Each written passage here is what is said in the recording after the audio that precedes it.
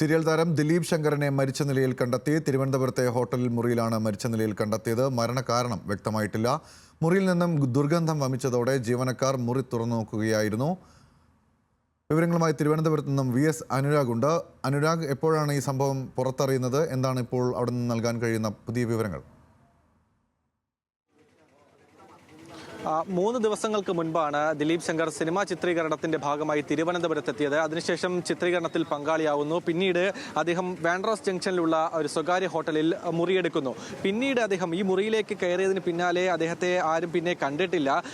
മൊബൈലിൽ പലതവണ ശ്രമിച്ചെങ്കിലും അദ്ദേഹം അറ്റൻഡ് ചെയ്തിട്ടില്ല എന്നുള്ളതാണ് സിനിമയുടെ അണിയറ പ്രവർത്തകരും മറ്റും പറയുന്നത്. ഹോട്ടൽ ജീവനക്കാരും അദ്ദേഹത്തെ ശല്യപ്പെടുത്തിയില്ല എന്നുള്ളതാണ്. പിന്നീട് ദിവസങ്ങൾ 2 ദിവസത്തോളം സിനിമയുടെ അണിയറ പ്രവർത്തകർ അദ്ദേഹത്തെ കോൺടാക്ട് ചെയ്യാൻ ശ്രമിക്കുന്നു. പക്ഷേ അദ്ദേഹം എടുക്കുന്നില്ല.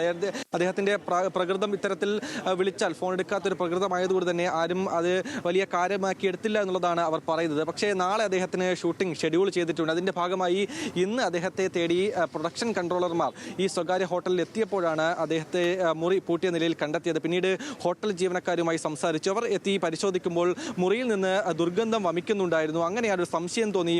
ജനൽ വഴി നോക്കിയപ്പോൾ അദ്ദേഹം മരിച്ച നിലയിൽ കിടക്കുന്നത് കണ്ടത്. അങ്ങനെ തന്നെ കന്റോൺമെന്റ് പോലീസിനെ വിവരമറിയിച്ചു. അവർ എത്തി മുറി കുത്തി തുറന്നാണ് ഇപ്പോൾ അകത്തേക്ക് കയറിയിരിക്കുന്നത്. ഇപ്പോൾ എന്തായാലും ഇൻക്വസ്റ്റ് നടപടികൾ പൂർത്തിയാക്കിക്കൊണ്ടിരിക്കുകയാണ് പോലീസ്.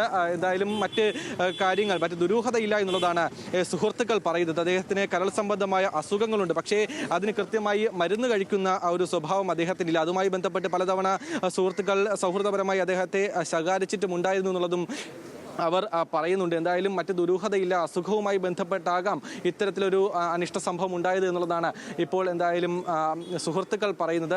ഇപ്പോൾ പോലീസ് മറ്റ് നടപടികൾ പൂർത്തിയാക്കിക്കൊണ്ടിരിക്കുകയാണ്. അല്പസമയത്തിനകം ഈ നടപടിക്രമങ്ങൾ പൂർത്തിയാക്കി മൃതദേഹം ആശുപത്രിയിലേക്ക് കൊണ്ടുപോകും. പിന്നീട് പോസ്റ്റ്മോർട്ടം നടത്തി ബന്ധുക്കൾക്ക് വിട്ടു നൽകുകയും ചെയ്യും.